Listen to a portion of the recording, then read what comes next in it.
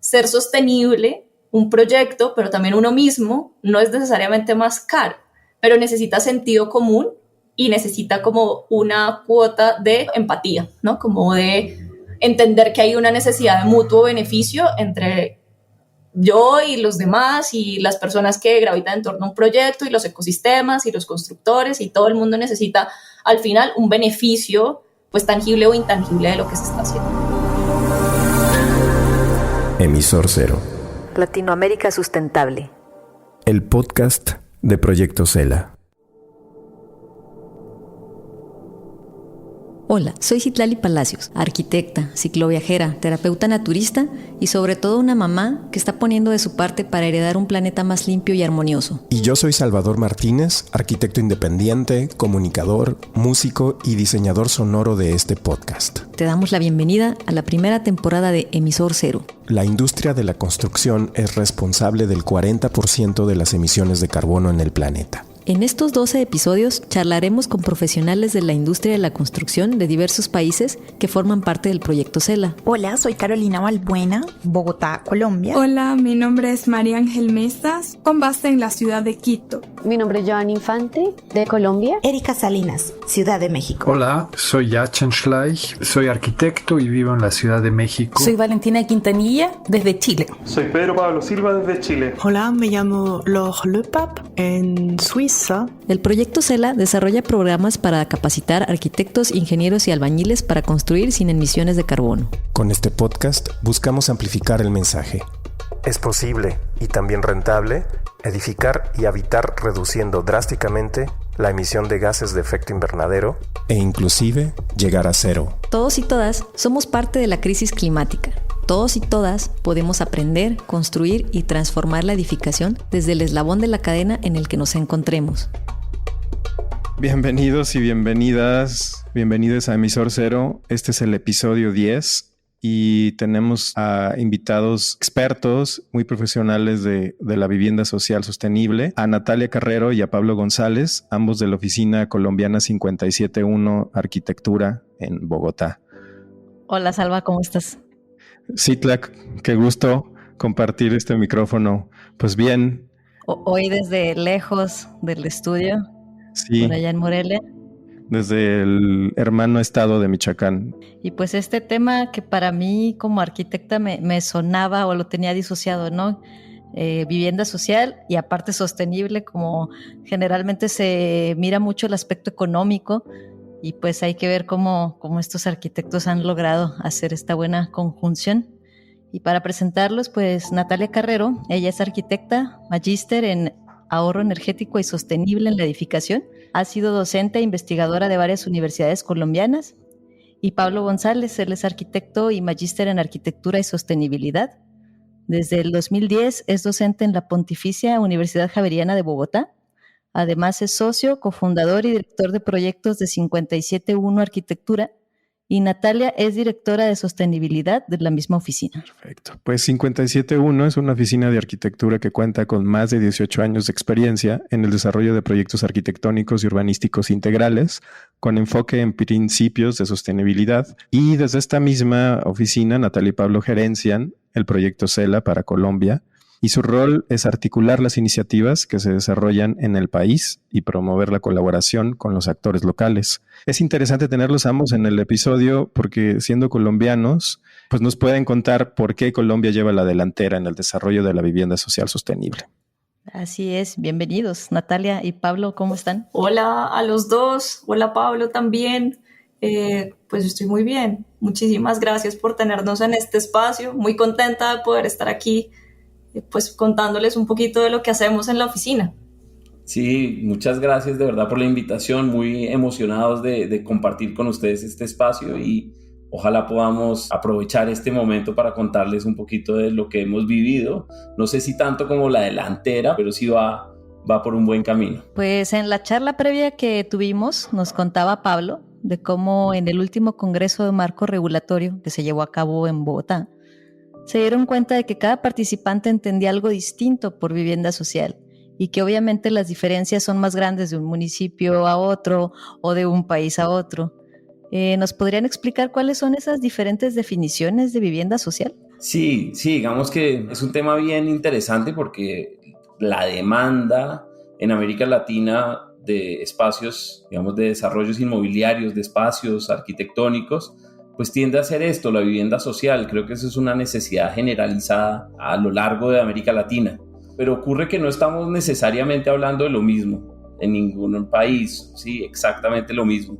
Lo primero tal vez que hay que diferenciar o notar es los rangos de valor, de precio de los que estamos hablando, ¿no? Digamos que es un umbral que cada país o cada municipio o cada lugar puede definir a su propia manera. En el caso colombiano, nosotros tenemos clasificación de la vivienda social. Por un lado, tenemos la vivienda de interés prioritaria, que es la más económica y que son viviendas que llegan hasta 90 salarios mínimos de aquí de Colombia, que más o menos equivalen a $20,000. Y después hace un brinco a la vivienda social que puede ocurrir en cualquier municipio o rural también, que tiene un tope de 135 salarios mínimos, en el orden de 30 y 35,000, $34,000. Y después hace un brinco cuando uno pasa a ciudades principales. Hay una definición nueva que es para viviendas sociales en ciudades principales, porque el costo de la tierra es más alto y entonces dan la posibilidad de subir a 150 salarios mínimos, ponle unos $40,000 o $38,000. Y después el tema de la renovación urbana, que si uno hace un proyecto donde está empezando a renovar un sector deteriorado de la ciudad y redensifica ese lugar, tiene un umbral aún más alto, a 175 salarios mínimos. En estas discusiones que ocurrieron en ese seminario, pues nos dimos cuenta que en Ecuador es distinto y que en Perú también y en México también. O sea, no estamos necesariamente hablando lo mismo, y creo que sí es bueno, para poder hacer equivalencias, empezar a hablar el mismo idioma. Entonces, lo primero que tal vez toca hacer es armar una definición latinoamericana, si se quiere, de la vivienda social, porque pues también está la vivienda social en Europa o en Estados Unidos, ¿sí? Y son completamente distintos. Eso es otro mundo, ¿no? Entonces, tratando de poder compartir, creo que podemos buscar una nueva definición. Perfecto.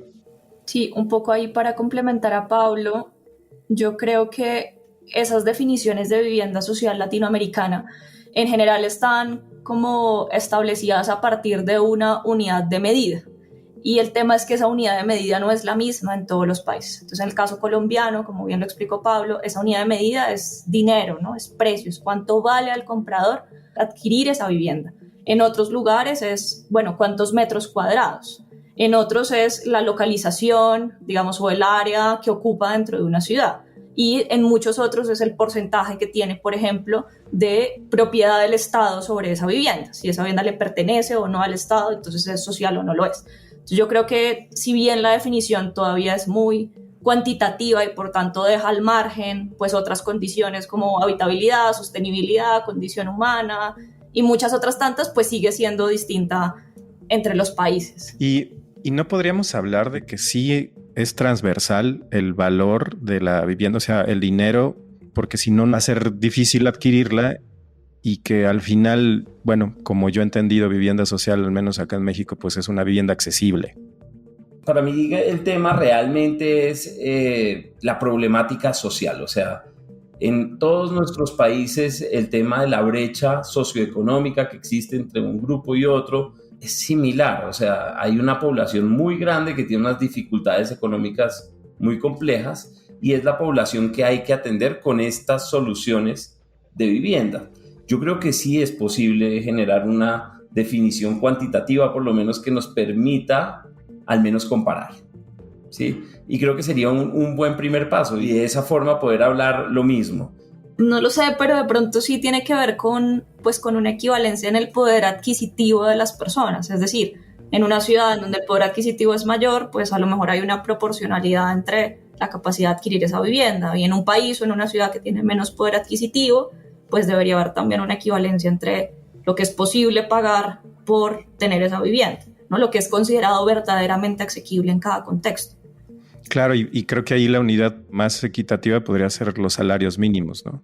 Y bueno, también ahí pues habría más factores porque los salarios mínimos no alcanzan igual para las mismas cosas en cada lugar, pero ok, estamos ya metiéndonos en un tema económico, pero lo que se me hace muy interesante es cómo es posible que en este tema de vivienda social podamos pensar ahora en sostenible. O sea, si tenemos que usar una eficiencia de recursos económicos y materiales pues muy alta, ¿cómo además la hacemos sostenible?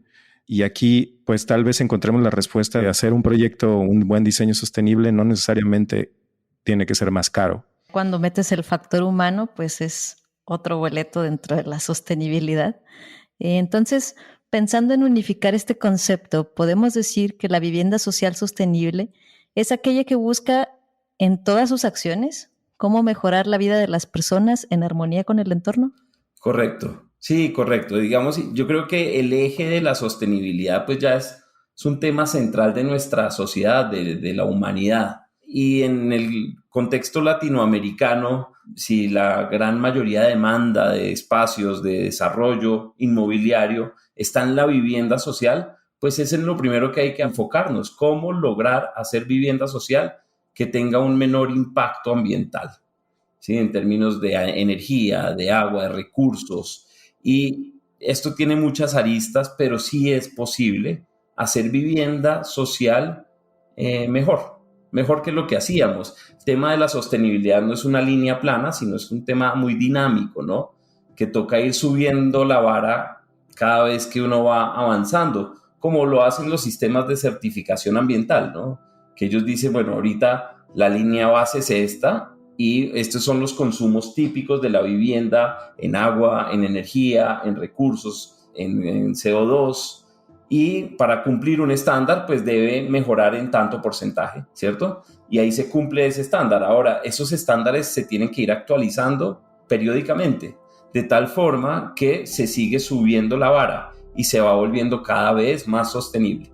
Entonces yo creo que lo primero o el punto de partida que ha sido difícil en Colombia inclusive definir en dónde estamos, de dónde partimos, esa línea base.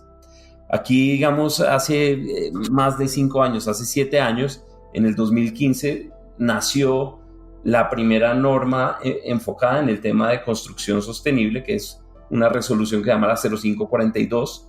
A partir de esa resolución se definieron unas líneas base un poco escuetas, un poco, digamos, no tan afinadas, pero eso nos ha permitido también tener un punto de partida para ir mejorando. Y de manera, digamos, cuantitativa y clara, no solo porque ahora la sostenibilidad en muchos casos se volvió poner un muro verde y tal, y puro greenwashing, que no es de lo que trata. O sea, realmente de lo que trata es en hacer soluciones que tengan un menor impacto en el medio ambiente. La sostenibilidad es eje central.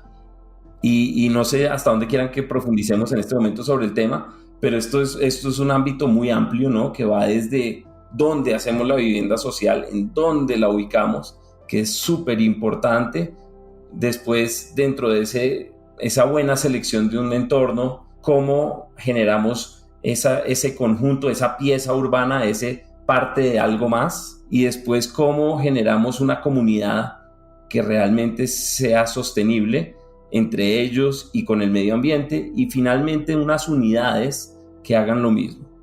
Entonces, digamos que es una problemática súper amplia que toca atenderla de principio a fin. Uh-huh. No solo la vivienda social, es decir, como la arquitectura sostenible, la vida sostenible, la vida como en últimas, la vida humana inteligente y como respetuosa con el entorno, es aquella que armoniza con él, es aquella que entiende las condiciones en donde está emplazada y en parte las incorpora, las respeta y las vuelve provechosas para la vida humana.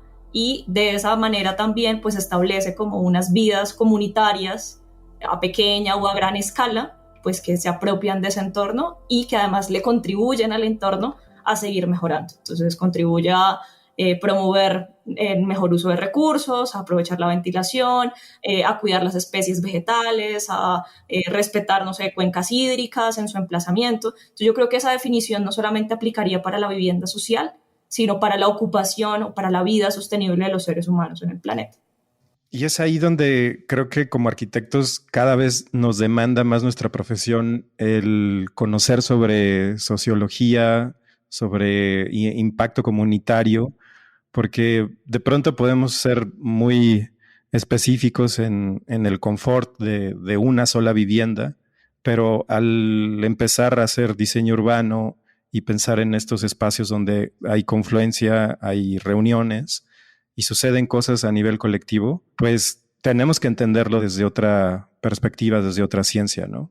Y aquí vale la pena mencionar al proyecto y la manera en que empujaba Alejandro Aravena el diseño participativo, ¿no? En estas villas se identificaron mucho por esta capacidad de crecimientos en Chile y luego se repitió en Monterrey, México. Y pues de alguna manera le dio un empuje fuerte a él para darse a conocer y fue como el gran tema, ¿no? El diseño participativo. ¿Hay algo más que tengamos, o sea, que aplicar? Yo supongo que sí. ¿Cómo ha sido su experiencia en sus proyectos en este ejercicio de diseño participativo y qué más ha habido que hacer? Pues sí, a ver, el tema, yo creo que todo nace de la empatía, o sea, de la noción de poderse meter en los zapatos de los demás. En muchas ocasiones uno no tiene la oportunidad de generar estos espacios participativos porque muchas veces también son comunidades que no existen, sino que se crean. Sí, entonces no siempre es posible hacer un proyecto donde participen literalmente las personas que la van a habitar, porque no se sabe quiénes son. Sí, pero desde la empatía uno sí puede proyectar, meterse en los zapatos del usuario y tratar de trabajar desde esa empatía. Digamos, dicho eso, pues hay ejercicios que no son con las comunidades, pero hay ocasiones en las que uno es de buenas, digo yo, que tiene mucha suerte y puede hacerlo, cosa que no es fácil, ¿no? Digamos que trabajar con muchas opiniones, mucha gente opinando y pensando sobre lo mismo requiere de mucho método para poder realmente lograr consensos, porque se trata de guiar consensos y por un lado también implica que uno, arquitecto, debe desprenderse tal vez de la verdad absoluta con la que acostumbramos en algunos casos a aproximarnos a un proyecto, ¿no? Desprendiéndonos de eso, escuchando, un proceso, digamos, muy sensible de escuchar, puede uno empezar a generar consensos y a través, digamos, ya de metodologías participativas, maquetas, presentaciones, diálogos, pues empezar inclusive que la gente dibuje, que la gente escriba, pues puede lograr realmente extraer esa esencia de lo que puede ser. Sí, y digamos que hemos tenido desafortunadamente no tantas oportunidades de hacerlo, pero cuando lo hemos hecho nos ha, digamos, realmente fascinado. Otra manera de participación, y tal vez Natalia, pues para que me complementes en esto, es la noción de participación entre equipos grandes de diseño y de desarrollo. ¿Sí? La idea de que participe desde el principio de un proyecto una noción de diseño integrado. Está el arquitecto, sí, pero es muy importante que estén todos los otros stakeholders como, no sé, los ingenieros, los constructores. En muchas constructoras en Colombia hay un rol que es comunidades, que es la gente que después de entregar las unidades inmobiliarias atiende las necesidades de la comunidad, las quejas, los reclamos, las opiniones de la gente. Y esa opinión de esas personas de comunidades pues es muy valiosa porque retroalimenta a profundidad lo que realmente es el sentir del usuario. Acá les llamamos ejecutivos de postventa. ¿Y qué chamba tienen? O sea, pobres cuates, a mí me tocó estar muy cerca de ellos. Estaba en la gerencia, pero les tocaba pues tapar y atender al cliente de que, oye, ya la gotera, tal. Pero qué importante que den esa retroalimentación y que funcione, que sí se aplique. No sé, Natalia, si de pronto quieras contar del Design Charrette. Sí, eso iba a decir, que yo creo que uno de los retos grandes que tiene ese tipo de procesos participativos, bien sea con la comunidad o entre, digamos, los distintos actores que se involucren en un proyecto, en la planeación, diseño y ejecución, pues es la horizontalidad, en donde las voces cuentan. en donde la voz experta y la no experta pueden aportar y, digamos, establecer unos parámetros que son muy válidos para el proyecto. Y creo que en ese pensamiento sobre la horizontalidad y sobre cómo hacer visibles esas voces, pues hay metodologías súper interesantes que desde el CELA las hemos implementado, que son el Design Charrette, por ejemplo, que es una metodología abierta, dinámica, colaborativa y además muy visual, en donde se toman decisiones técnicas sobre un proyecto con múltiples puntos de vista en acción al mismo tiempo. Entonces, por ejemplo, se va a tomar la decisión sobre por qué orientar el edificio de una forma u otra, ¿no? Entonces el arquitecto puede decir, el edificio sería mejor orientado así porque captaría mejor la ventilación, por ejemplo, pero el ambiental dice, no, ven, estamos ocupando una zona que deberíamos dejar respetando estas especies vegetales, y el constructor puede tener otra visión y la persona de comunidades puede tener otra, y sobre eso se ponen, pues digamos, como las visiones sobre la mesa y se llegan a acuerdos. Y eso es muy importante, sobre todo cuando se está orientando un proyecto a la sostenibilidad, porque aún sigue siendo, pues digamos, en el imaginario colectivo, sigue siendo muy notable que la sostenibilidad cuesta más. Le cuesta más a un proyecto ser sostenible que no serlo. Y eso no necesariamente es así. Sin embargo, cuando todas las voces, incluidas las de los números, están puestas sobre la mesa, pues se pueden tomar unas decisiones costo-efectivas, técnicas y en pro de la mejora del proyecto y de las comunidades. ¿Podría ser que el Design Charrette sea el Design Thinking aplicado a arquitectura? Puede ser. Yo creo que sí es una buena forma de verlo. Y hablando de, pues, esto de la participación y la comunidad, me acuerdo que en la charla previa nos hablabas, Pablo, de un edificio en el que diseñaron espacios comunes que les ayudaran a crecer la comunidad, a que se integrara las personas que vivieran en ese edificio. ¿Nos puedes platicar un poco de eso?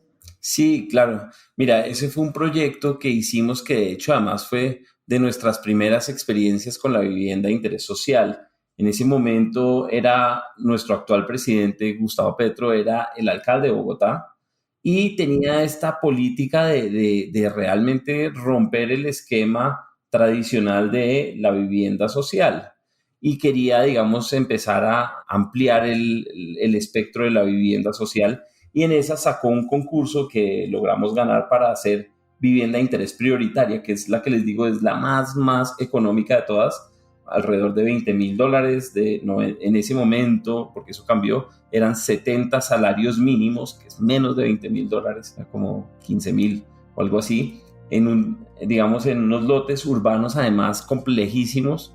Eran 6 manzanas, una al lado de la otra, pero eran residuos de manzana, o sea, no era la cuadra completa, sino era un pedacito, como un lugar residual, con unas formas muy extrañas y con unas áreas muy reducidas.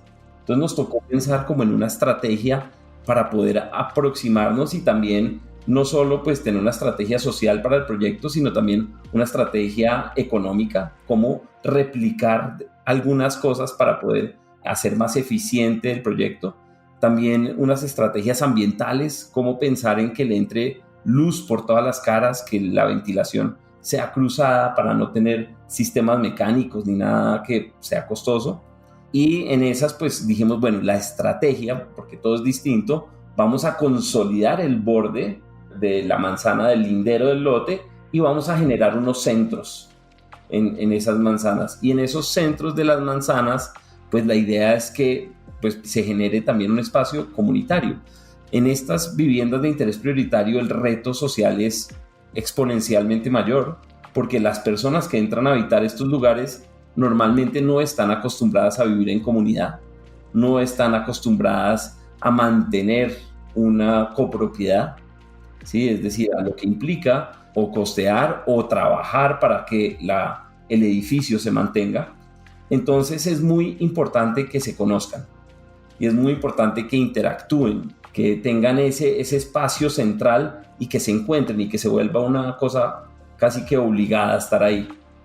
Entonces, esta estrategia de generar estos centros de manzana lo que permitió fue eso, unas comunidades que, digamos que a pesar del escepticismo en su momento dijimos, esto va a estar difícil que funcione, tal vez no funciona. Al pasar de los años, les contaba yo recientemente, hace unos meses, pasé por allá y me sorprendió gratamente de ver un edificio mantenido, una comunidad que parece estar vibrante porque tiene como arte urbano y le han incorporado y se nota que le han trabajado y le han metido cariño, y uno dice, bueno, hay algo que está funcionando, ¿no?, en estas comunidades difíciles. Entonces, esos espacios comunes se vuelven el centro para poder hacer que una comunidad sobreviva y triunfe y sobresalga. Sí, que yo creo que además esos espacios comunes pues deben entender un poco qué hace a una comunidad, qué es lo que orienta la creación de un sentido de pertenencia por un lugar, ¿no? Y a veces es un ejercicio sencillo como pues tener algo que cuidar en conjunto o tener un beneficio común por esa zona que se crea en conjunto. Y yo creo que ahí hay como una serie de estrategias pues que además son como muy bellas de entender como desde la antropología misma, como por ejemplo cuidar unas plantas, ¿no? Como los huertos comunitarios al final no son solamente el hecho de pues vamos todos a regar las plantas o a hacer un ejercicio como en torno a esas plantas, sino de alguna manera eso nos garantiza a largo plazo sostenibilidad alimentaria para las personas, o nos garantiza una entrada de dinero, o nos permite gestionar pues unos temas como participativos y pedagógicos con los más pequeños. Entonces yo creo que lo que al final hacen esos espacios comunes es un poco servir de lienzo para poder crear una iniciativa que permita crear un sentido de pertenencia, ¿no? Como pertenecemos a algo, hacemos parte de este lugar y por eso crecemos como comunidad. Sí, 100%. Y ahorita que decías, Pablo, de que te acercaste y pasaste por ahí, por este conjunto del cual nos platicabas, qué interesante poder desarrollar un buen instrumento de consulta, ¿no? Después de años, o sea, decir, oye, a ver, están estas preguntas muy, muy concretas que nos van a dar ciertas métricas, pero ya de unidades, no sé, de convivencia social. ¿Cuántos vecinos que conocen todos los nombres de su torre o de su cuadra? Porque es increíble que me ha tocado vivir en torre y de verdad no sabemos el nombre ni de los vecinos porque no hay un espacio más que el elevador, el pasillito, y no tienes ganas de saber quién está al lado. O sea, no se promueve esto. Y nos dabas un ejemplo también de otro conjunto habitacional donde pusieron locales y que muchos de los habitantes también pues invirtieron en ellos y se hacía ahí una comunidad de comercio, ¿no? Entonces, no sé, yo me imagino que si hay un instrumento como el Design Charrette, como la participación, diseño participativo, y te das cuenta, mira, resulta que todos son comerciantes, pues creo que por ahí va el diseño del espacio comunitario, ¿no? Sí, correcto.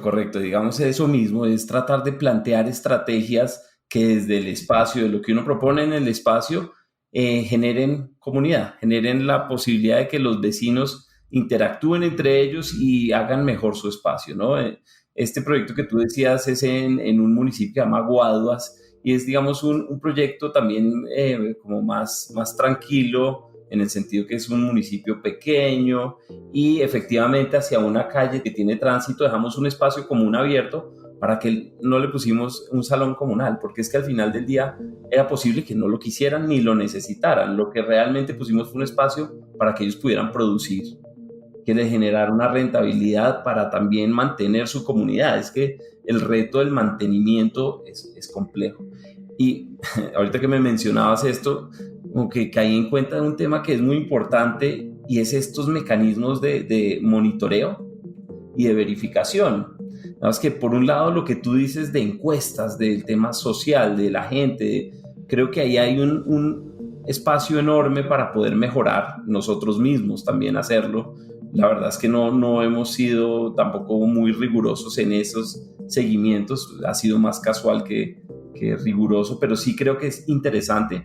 Y también desde la óptica ambiental, el monitoreo, ¿sí? Los mecanismos para poder monitorear que esas estrategias que uno plantea desde la sostenibilidad, si por ejemplo, no sé, el confort, la iluminación natural, es que el consumo de energía, el consumo de agua, monitorearlos es fundamental para tener líneas base. Y creo que desde lo social también es posible monitorear. Entonces, interesante esa cultura del monitoreo que creo que en América Latina es muy poca. En Colombia, por lo menos, es muy poca. ¿Cómo podríamos medir la salud de una comunidad, por así decirlo? ¿Con qué factores, no? ¿Qué preguntas tendremos que hacer para decir si va está más sana esta que otra, ¿no? Y sí, me imagino los niveles de violencia un poco, pero en positivo también, como sí. Y en su despacho 571, ¿han desarrollado proyectos de renovación urbana o solo proyectos desde cero? No, digamos que hemos tenido afortunadamente la oportunidad de hacer un poco los dos, inclusive este primero que les hablé, que era una manzana residual, pues no es un proyecto desde cero, pero tampoco fue un proyecto que nos tocó, digamos, demoler unas edificaciones existentes. Era como un espacio baldío en medio de la ciudad, pero que al final la ciudad misma logró recuperar para darle esta vocación. Y digamos que es intervenir en un entorno construido, que eso es algo muy positivo. Digamos que esta pregunta que me llevas realmente me parece es muy importante porque la vivienda social tiende a estar en la periferia de las ciudades. No es que lo común es comprar un terreno por fuera y un terreno barato, económico para poder desarrollar un proyecto inmobiliario y ya. Pero me parece que eso no está bien, eso tiene muchos problemas sociales y ambientales y en general de la sostenibilidad. Uno debe buscar que la vivienda social sea central, que haya una mezcla de usos y que haya una mezcla, digamos, de estratos socioeconómicos o de niveles socioeconómicos en una misma comunidad. Parte de lo que tiene, a mi parecer, América Latina, de la forma que la tiene, es esta noción de segregación. ¿Sí? De la gente que menos capacidad tiene que vivir lejos y nosotros más junticos. ¿Sí? Esa noción realmente es devastadora porque no va a permitir nunca un cambio. En la medida que nosotros hagamos desarrollos mezclados, estamos posibilitando que la gente interactúe, intercambie y crezca junta. Sí, entonces esa es un poco la búsqueda en los proyectos que estamos haciendo. Algunos de renovación urbana, sí estamos haciendo algunos proyectos, pero otros también de desarrollos nuevos en territorios urbanos centrales. De nuevo, como el que les acabo de mencionar, pero tengo un ejemplo de otro que se llama La Gran Reserva en una ciudad de Colombia que se llama Pereira. Y es interesante porque es un desarrollo, una pieza urbana en el centro geográfico de la ciudad, y era un terreno que una señora que tenía en su propiedad un día nos llegó a nuestra oficina y nos dijo: oiga, tengo este terreno, nos gustaría ver qué puedo hacer con él, y resultó ser una finca grandísima en la mitad de una ciudad.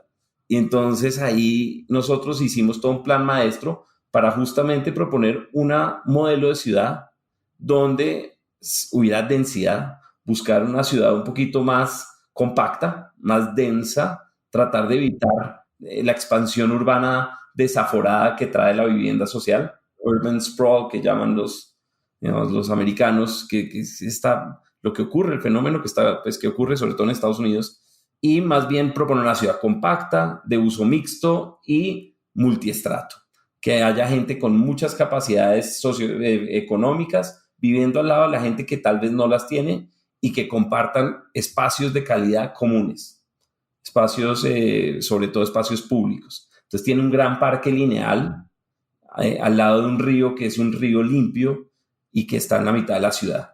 Entonces tiene acceso a transporte público, acceso a infraestructura de agua, de alcantarillado, de energía, digamos que todo va.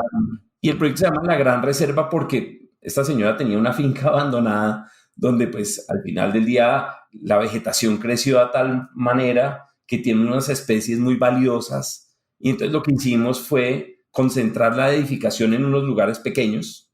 Sí, la ocupación del predio es menos del 50%, con una densidad muy alta, es decir, sí son torres, sí, las que tiene altura, pero el resto es verde, es una reserva natural, y todas las unidades tienen una muy buena vista, como esa conexión con lo natural, y además pues logrando una densidad importante. Entonces esa fue como esa búsqueda en ese proyecto particular. ¿Lo podemos ver en su página? Sí, ahí debe estar. Con el nombre de... La Gran Reserva Pereira.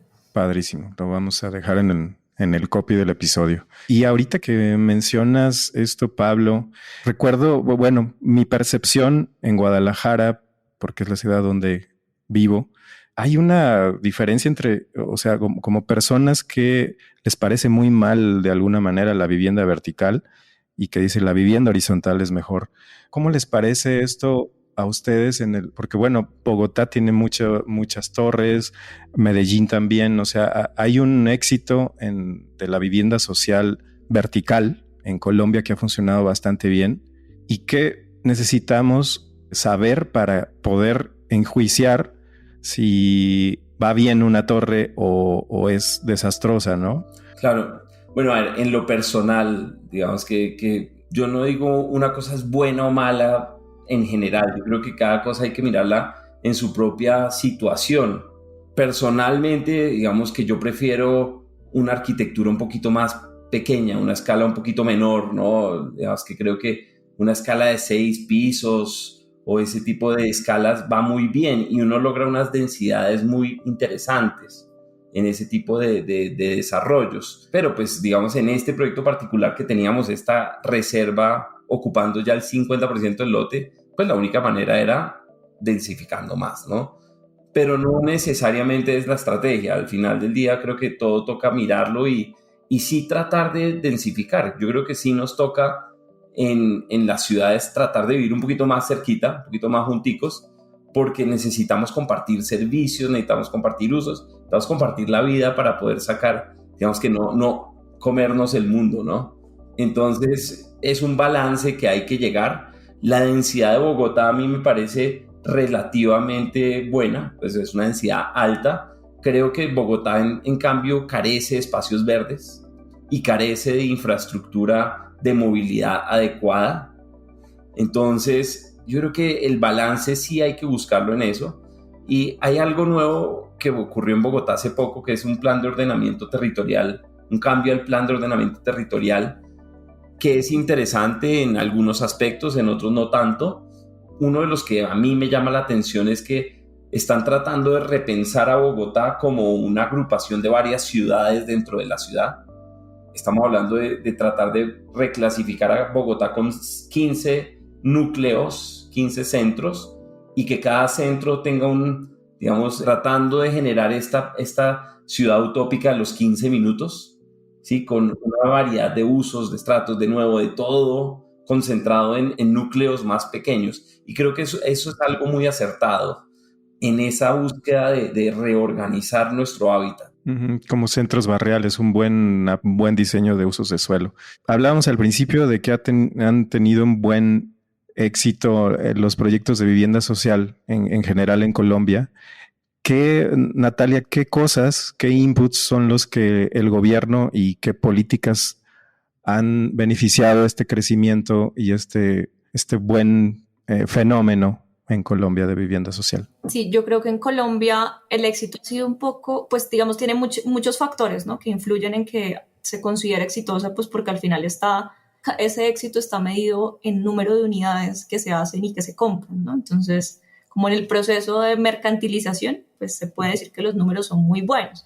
Pero yo creo que ha sido bueno para la gente también porque el gobierno y en general las entidades como que están involucradas en que se financie la vivienda social y en que haya como mecanismos para acceder a ella, son muy diversos, ¿no? O sea, hay diversos mecanismos que permiten que la gente pueda acceder a la vivienda social, desde créditos con beneficios, descuentos, financiación a través del Fondo Nacional del Ahorro, políticas de subsidios, digamos, bastante fluidas, al menos hasta ahora.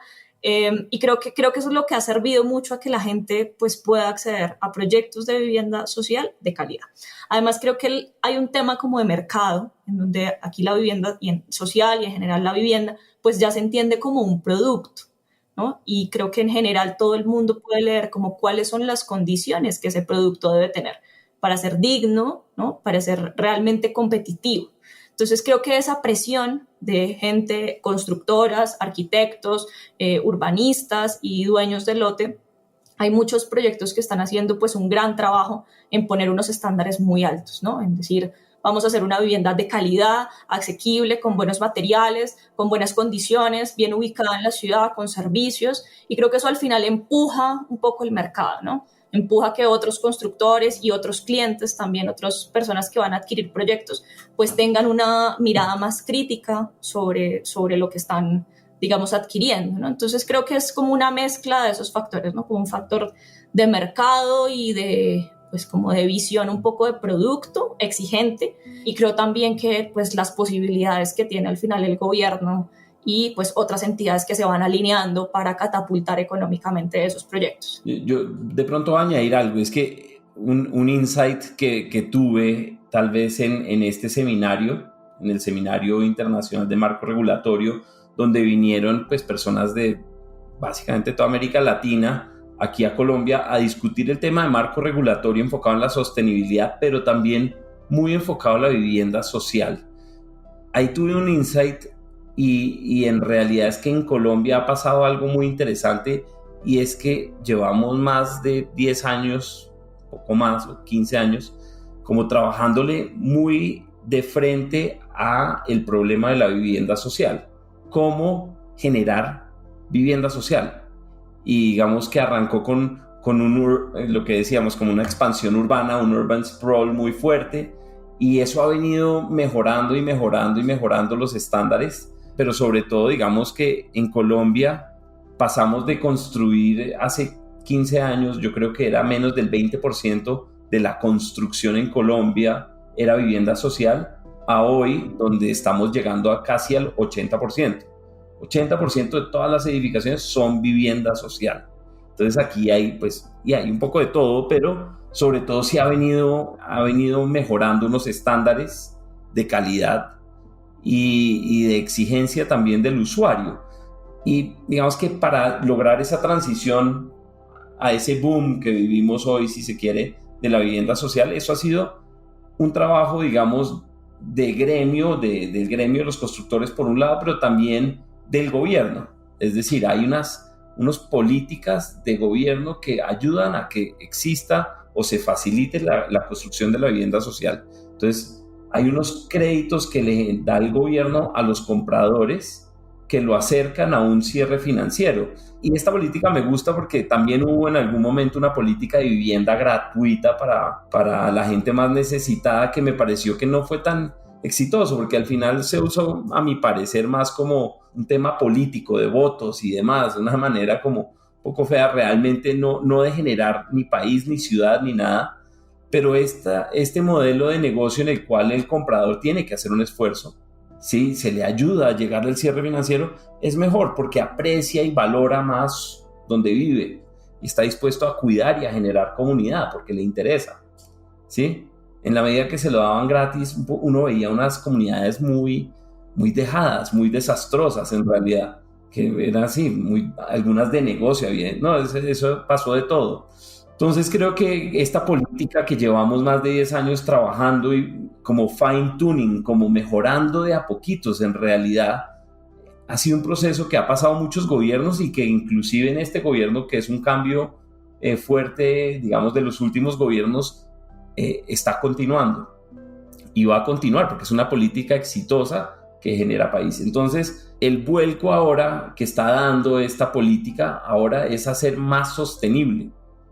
Ingrediente nuevo que no tenía antes. Antes era cómo llegar al cierre financiero. Ahora estamos mirando cómo logramos involucrar el componente de sostenibilidad. Y ahora, por ejemplo, en esta resolución que les comentaba, en la 0549, ahorita me equivoqué, dije 0542, 0549, el componente de sostenibilidad se volvió obligatorio, o se va a volver, es hacia donde va la cosa, obligatorio, antes era opcional, para vivienda de interés social y prioritaria.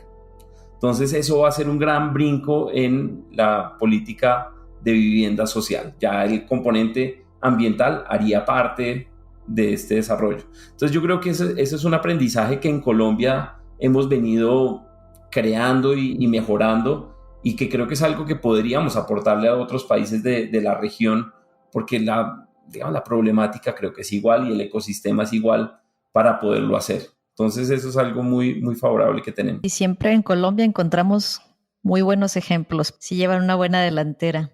Me encantaría seguir platicando el tema, pero pues ya tenemos que cerrar el episodio. Me gustaría saber si quieren añadir algo o que nos puedan decir cuáles son ideas clave con las que nos podemos ir? Yo me quedaría hablando toda la vida de esto, pero...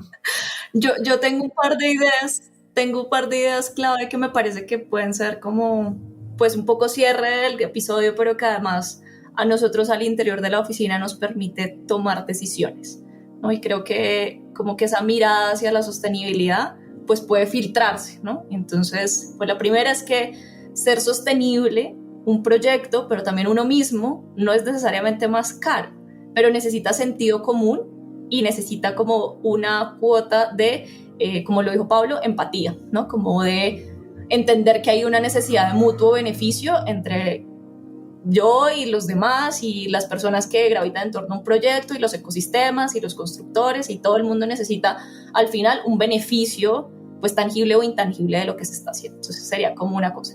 Y la segunda, pues como ya esto es como casi una nota comercial, pues es nosotros como oficina escribimos un artículo hace más o menos unos 2 años en donde nos hacían una pregunta muy parecida: ¿qué necesita la vivienda social para ser sostenible en Colombia? Y nosotros desarrollamos pues unos pequeños textos con principios para hacer la vivienda social sostenible.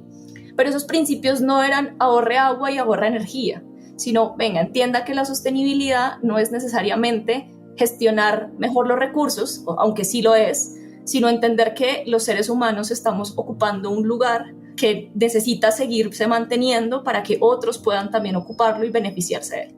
Entonces, en ese texto hablamos sobre la flexibilidad de los espacios, cómo la vida nunca se queda estática y de repente tenemos que cambiar la manera en cómo vivimos y deberíamos poder utilizar nuestras unidades de vivienda como lienzo para, digamos, modificar esos cambios. Tener un hijo, casarse, trabajar, una pandemia, un gato, un perro, todas esas cosas deberían al final como poderse involucrar en la vivienda.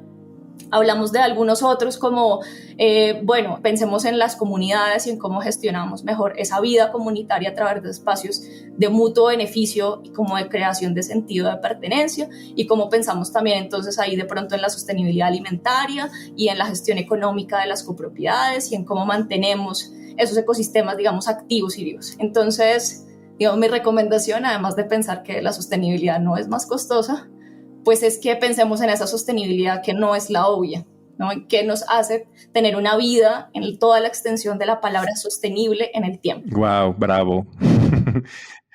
¿Podemos tener acceso a ese documento, Nati? Claro. Okay. Yo solo añadiría, yo soy profesor aquí en la Universidad Javeriana y yo me doy cuenta que es que nuestro oficio o el imaginario de nuestro oficio está muy, muy enfocado en la imagen.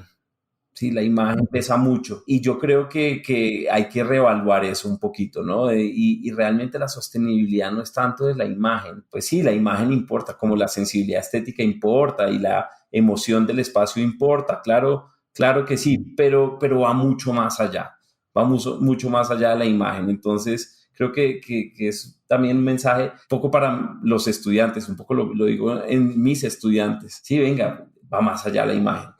Claro. Más allá de lo exquisito que se pueda ver la fachada. Pues qué gusto, qué buena plática, de verdad. Podríamos seguir en un número 2 sobre sostenibilidad de vivienda social. Les agradecemos mucho, nos despedimos.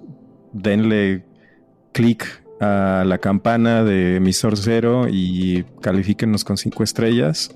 Ojalá podamos en algún momento hacer una visita por allá a una de las obras en Bogotá, y sería increíble conocernos en persona.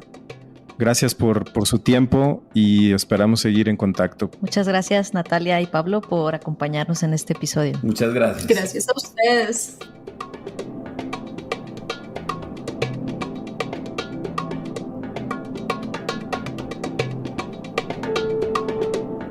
En este episodio, Natalia Carrero nos invita a pensar en una definición de sostenibilidad que abarca todos los aspectos de la vida humana. Una postura de respeto y conocimiento del contexto que genera armonía con el entorno y mayor equidad social. En este sentido, la sostenibilidad se convierte en la base del desarrollo de proyectos de vivienda social y deja de ser una característica agregada. Pablo González, por su parte, nos hace reflexionar sobre la importancia de dejar de segregar a los estratos menos favorecidos al diseñar proyectos de vivienda social, y nos da ejemplos exitosos cuyas características centrales son ciudades compactas, de uso mixto y multiestrato, con acceso a servicios de calidad que permiten que la gente crezca junta, sin importar su condición social, y evitan la expansión urbana desaforada que suelen traer los desarrollos de vivienda social que no toman en cuenta el aspecto de sostenibilidad. Una vez más, la tendencia es que el componente de sostenibilidad no sea un agregado o una opción, sino la base de cada proyecto de vivienda social que permita solventar la demanda apostando por una construcción de país más amable e incluyente. Es importante seguirle la pista al trabajo de Pablo y Natalia en el despacho 571 Arquitectura y, en general, observar los desarrollos exitosos de vivienda social sostenible en Colombia y las políticas públicas que han permitido la existencia de estos proyectos, ya que desde la observación de resultados deseables en Latinoamérica, podemos evaluar cómo dar pasos afortunados en nuestras propias ciudades. Ayúdanos a amplificar el mensaje compartiendo este podcast entre tus amigos y en tus redes sociales. Si tienes preguntas o quieres compartir tu experiencia, escríbenos a emisor0@podcastera.mx. Te invitamos a conocer más en www.proyectocela.com y Proyecto Cela en LinkedIn y Facebook. CELA es un proyecto de la Confederación Suiza y la Agencia Suiza para el Desarrollo y la Cooperación COSUDE. Emisor Cero es una producción de Podcastera MX y Proyecto Cela.